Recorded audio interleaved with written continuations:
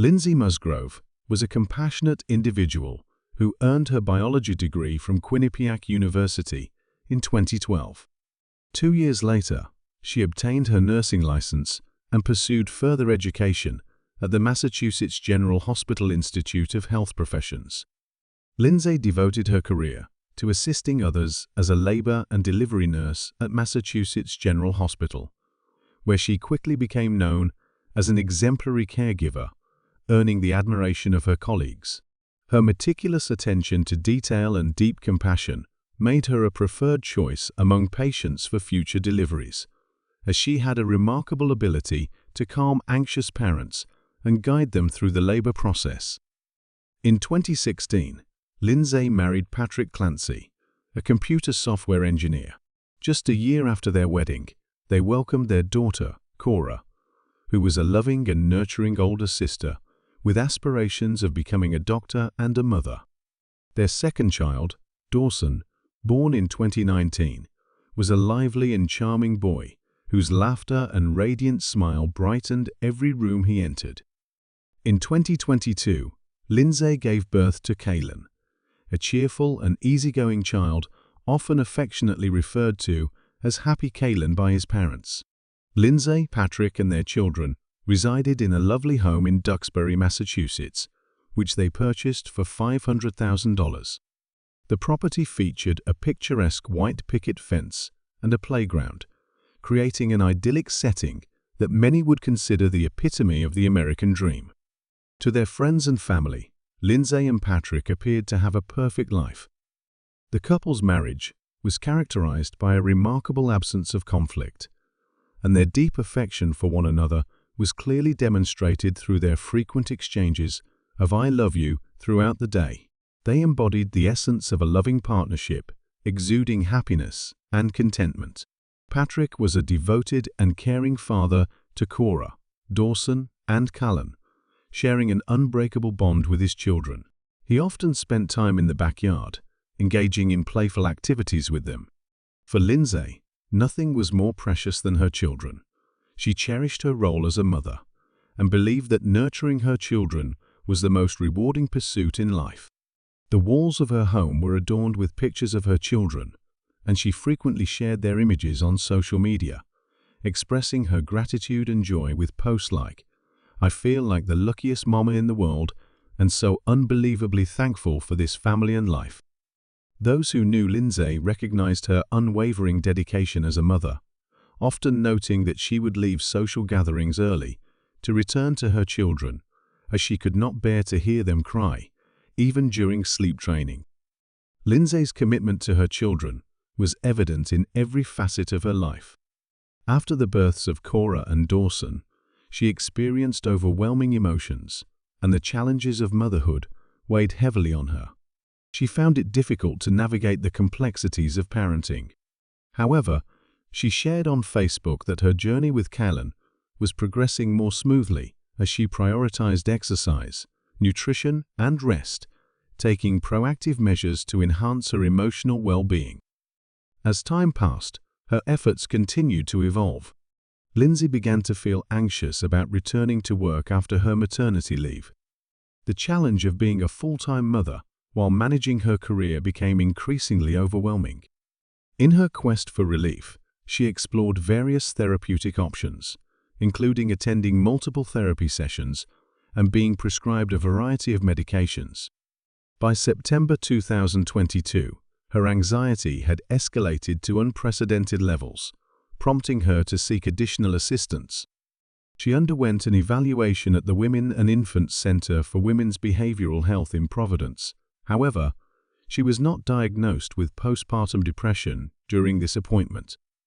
On January 1, 2023, Lindsay confided in her husband, Patrick, about her troubling thoughts of self-harm and harm towards their children. Alarmed by her revelations, she made the decision to seek help and voluntarily admitted herself to Milan Hospital for mental health treatment, where she would spend 5 days receiving essential care. Upon her discharge, the medical team concluded that she posed no threat to herself or others. Nevertheless, the depth of her struggles remained largely unknown to those around her. Throughout January, Lindsay seemed to improve, participating in family outings to museums and restaurants. She even communicated to her family that she no longer harbored thoughts of self-harm, and her mother noted a more positive tone in her text messages. However, beneath this facade of recovery, Lindsay continued to grapple with her inner turmoil. Tragically, on January 24, 2023, the weight of her hidden battles became unbearable. On January 23 RD 2023, the Clancy family's day began like any other. As the morning unfolded, Lindsay took her children to the doctor for a routine checkup, specifically for her daughter Cora's pediatric examination. Upon returning home, Lindsay cherished quality moments with her children, engaging in playful activities in the snow. She captured these joyful instances through photographs, sharing them with her husband Patrick and her mother. This idyllic scene portrayed a typical family life, yet it was a day that would soon take a tragic turn. Around 4:00 p.m., while Patrick was working from home in the basement, Lindsay and the children came inside after their snowy playtime. Lindsay then searched online for children's Miralax and utilized Apple Maps to determine the driving time to the 3V restaurant near Kingston. She also visited the CVS website and called the Kingston location to inquire about the availability of children's Miralax. Subsequently, she texted Patrick in his basement office, asking if he would like to order takeout from the 3V, noting that she had not prepared dinner and that it had been a long day. Although the 3V was somewhat out of their way, they had previously enjoyed meals from closer establishments. Patrick responded affirmatively, agreeing to review the menu and select his meal, ultimately choosing the scallop and pork belly risotto, while Lindsay decided on the Mediterranean Power Bowl. The time was 5:10 p.m. Lindsay contacted the 3V to place an order, designating Patrick as the individual responsible for pickup at 5:15 p.m. After leaving their residence, Patrick received a text message from Lindsay, reminding him to collect the children's medications from CVS. Surveillance footage confirmed that Patrick arrived at CVS at 5:32 p.m. However, he did not receive a response when he inquired about the brand preferred by Lindsay. 1 minute later, at 5:34 p.m., Lindsay returned Patrick's call, which lasted for 14 minutes. Although the conversation appeared to be normal, Patrick later expressed that he felt Lindsay was preoccupied with something during their discussion. The weather was chilly as Patrick returned home at 6:00 p.m. after stopping to pick up dinner and the medications from CVS. Upon arriving at his driveway and entering the house, he was struck by an unsettling silence. The normally lively home was eerily quiet, and the absence of sounds from his 3 children and wife, Lindsay, was disconcerting. A sense of panic began to envelop Patrick as he searched for any signs of life within the house. Lindsay and their children, Cora, Dawson, and Kalen, were nowhere to be seen. His heart raced with anxiety as he dialed Lindsay's cell phone at 6:09 p.m. hoping to hear her voice. At the other end of the line, there was regrettably no reply. Growing increasingly anxious, Patrick ascended the stairs to the master bedroom. The silence was overwhelming, and each step he took reverberated through the vacant house. As he neared the door, he observed that it was locked, which heightened his unease, as Lindsay had never before secured herself in the bedroom. He attempted to turn the knob, but it remained immovable. Applying more force, he found the obstinate lock still unyielding. In a state of desperation to locate his wife, Patrick began to pound on the door, hoping to provoke a response, but all that greeted him was silence. Frustrated yet resolute, he persisted in his efforts to open the locked door. After what felt like an eternity, he finally managed to force it open, unveiling a scene that would be forever imprinted in his mind. Blood stained the floor and windowsill, and a bloody knife ominously rested on Lindsay's bedside table. The horrifying sight sent a chill through Patrick as he instantly understood that something dreadful had transpired within the room. Approaching the bloodied windowsill, he looked outside and saw his wife, Lindsay, lying on the ground in the backyard. His heart raced with terror as he hurriedly dialed 911 while rushing down the stairs and outside to her. Patrick found Lindsay lying face up in the backyard, her body drenched in blood, with visible slashes on her neck and wrists. Although she was conscious, she was barely responsive. Panic engulfed Patrick as he struggled to comprehend the situation. "What have you done?" he asked, his voice quaking with fear. Lindsay responded in a detached manner, revealing that she had attempted to take her own life by jumping out of the window. As Patrick's mind raced with confusion and concern for their children's safety, he was compelled to ask the unthinkable. Where were the 3 young children? Lindsay coldly informed him that they were in the basement. Patrick remained outside with her until the police and paramedics arrived, maintaining communication with the 911 dispatcher throughout the ordeal. The dispatcher could sense the tension in Patrick's voice as he conveyed the grim circumstances while staying by his wife's side. When the paramedics arrived, they promptly began assessing Lindsay's condition, working diligently to stabilize her and provide necessary medical care. Meanwhile, Patrick's thoughts were consumed with worry for his children. With the paramedics focused on Lindsay, he made the decision to search for his children while still on the line with the dispatcher.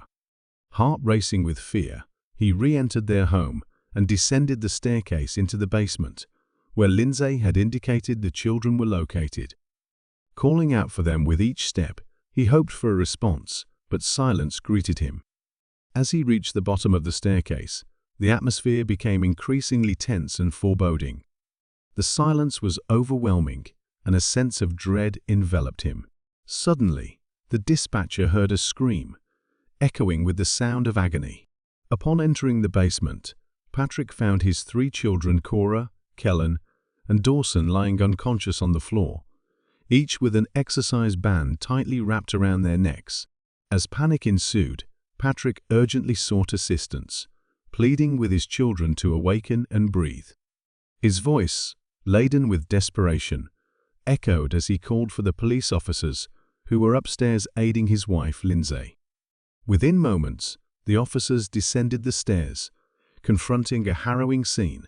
3 innocent children lay unconscious and unresponsive on the cold floor. Amidst the chaos, Patrick uttered the chilling words, "She killed the kids," referring to his wife. With each utterance, his desperation morphed into profound anguish as he grasped the gravity of his wife's unfathomable actions. Cora, his 5-year-old daughter, and Dawson, his 3-year-old son, were declared dead at the scene. Baby Kalen, merely 7 months old, remained alive but suffered critical injuries. Despite the medical team's efforts, the infant tragically succumbed to his injuries several days later in the hospital, with Patrick holding him as he took his last breaths. The catastrophic events that transpired in less than 20 minutes irrevocably shattered Patrick's world, leaving him grief-stricken and yearning for answers. Meanwhile, Lindsay was transported to Boston's Children's Hospital for treatment of the injuries she sustained from jumping out of a window in a suicide attempt. She faced charges of 3 counts of murder, 3 counts of strangulation or suffocation, and 3 counts of assault and battery with a dangerous weapon. In the days following this horrific incident, Patrick Clancy shared his feelings on a GoFundMe page, established for him and his family, expressing his unimaginable pain and sorrow. The individual exhibited a remarkable capacity for love and forgiveness towards his wife, despite acknowledging that the shock and anguish stemming from the entire situation were unrelenting, leaving his family engulfed in deep sorrow. The GoFundMe initiative, launched to assist with the expenses related to Cora Orson and Ken's funeral, garnered substantial public support. However, numerous contributors voiced concerns that their donations were inadvertently financing Lindsay's legal defense, which ignited a debate and raised alarms regarding the potential misappropriation of funds. Lindsay's legal representatives later clarified that her legal fees were not sourced from the GoFundMe campaign. Rather, her parents were responsible for these costs. Despite the surrounding controversy, the campaign successfully raised over $1 million, although it is no longer accepting donations as it has met its financial target. During a brief hearing on February 3, 2023, at Plymouth District Court, a judge approved a request from Lindsay's attorney to exempt security protocols at Brigham and Women's Hospital in Boston, where Lindsay was receiving treatment. This request aimed to facilitate an evaluation by a forensic psychiatrist to assess her for symptoms of postpartum depression. Lindsay's attorneys argued that her self-inflicted injuries had severely restricted her mobility and that she posed no danger to others. Furthermore, they asserted that Lindsay was subjected to excessive overmedication with various prescription drugs, including clonazepam, Valium, Ativan, and Zoloft. Lindsay Clancy was prescribed a total of 13 medications over a span of 4 months to address her mood disorders, anxiety, and psychosis. These included amitriptyline, meropenem, Prozac, mood stabilizers such as lamotrigine and cariprazine, as well as buspirone, hydroxyzine, and Ambien. According to her attorneys, one of the significant side effects of this overmedication was the emergence of suicidal and homicidal thoughts. They argued that a comprehensive evaluation by a forensic psychiatrist was essential to assess the severity of her symptoms and the potential dangers linked to her medication regimen. The prosecutor from Plymouth County depicted her actions as marked by extreme atrocity and cruelty, countering the defense's claim that her postpartum mental health issues and prescribed medications influenced her violent behavior. During the court proceedings, Lindsay remained silent in a hospital room, closely observing the unfolding details of the case through a monitor. A not guilty plea was entered on her behalf. When Lindsay Clancy committed the tragic act of murdering her 3 children, it constituted filicide, the intentional act of killing one's offspring. Dr. Philip Resnick, a psychiatrist specializing in filicide, identifies 5 primary motivations for such actions. One unexpected motive is a misguided sense of altruism, where parents may believe that by ending their child's life, they are alleviating them from suffering or preventing a tragic future. This rationale is challenging to grasp as it contradicts conventional understanding of parental instincts. Natural parental instincts typically drive individuals to protect and nurture their offspring. However, acute psychosis associated with mental health disorders such as schizophrenia or bipolar disorder can lead to tragic outcomes like filicide.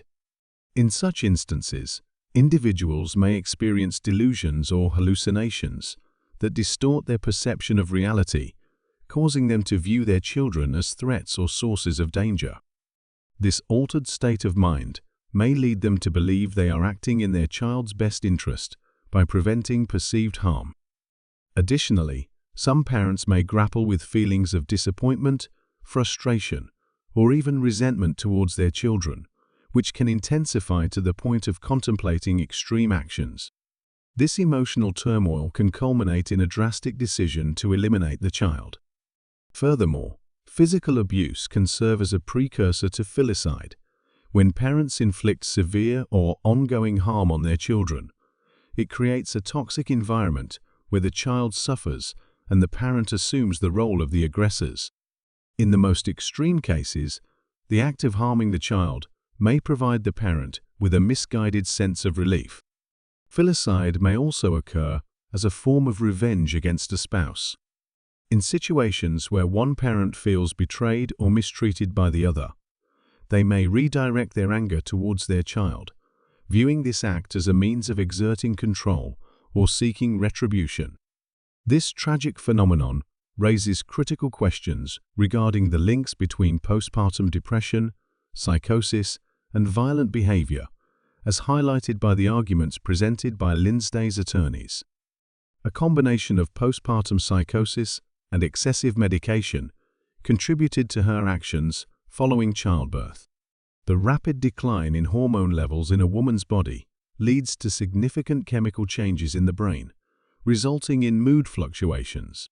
This natural phase, referred to as the postpartum period, can induce feelings of being overwhelmed, fatigue, intrusive thoughts about self-harm or harm to the baby, sleep disturbances, and a range of other physical and emotional difficulties. However, postpartum psychosis represents a much more serious and perilous condition that disrupts the mother's perception of reality. This disorder affects approximately 1 to 2 out of every 1,000 deliveries and is marked by a sudden and profound loss of sanity. Symptoms may encompass delusions, hallucinations, paranoia, rapid mood changes, and disorganized thought processes. During the investigation into the tragic deaths of Lindsay Clancy's 3 children, a diary entry was found on her phone, dated October 25, 2022. This entry, composed months prior to the tragic events, provided troubling insights into her mental state in the days leading up to the incident. In her diary, Lindsay articulated feelings of frustration and resentment towards her children, particularly Cora and Dawson. She noted that at times she felt resentment towards them for hindering her ability to treat their infant son, Kalen, as she had with her first child. Lindsay conveyed her dissatisfaction when Cora and Dawson returned from preschool, suggesting that their negative energy seemed to affect her. She acknowledged feeling depressed and recognized that her emotional struggles were impacting her children. Furthermore, detectives uncovered that just 4 days before the tragic events, Lindsay conducted an online search on her phone with the query, "Can you treat a sociopath?" and also explored methods of committing murder. The unsettling discovery that Lindsay harbored animosity towards her children and sought information on executing such a dreadful act was profoundly alarming. During an arraignment in October 2023, it was disclosed that toxicology reports had identified various medications in Lindsay's system. These reports indicated that she had been prescribed antidepressants, antipsychotics, sedatives, and an anticonvulsant, all of which were found to be at therapeutic levels. The prosecution aimed to establish that Lindsay had premeditated the murders and had engaged in a calculated act of violence. They contended that the medications in her system did not influence her actions, as she had already resolved to kill her children. Additionally, the timing and levels of the medications further bolstered their argument that Lindsay acted with clarity and was not impaired by the substances. In 2024, Patrick Clancy completed the Boston Marathon in honor of his children, raising funds for the Boston Children's Hospital.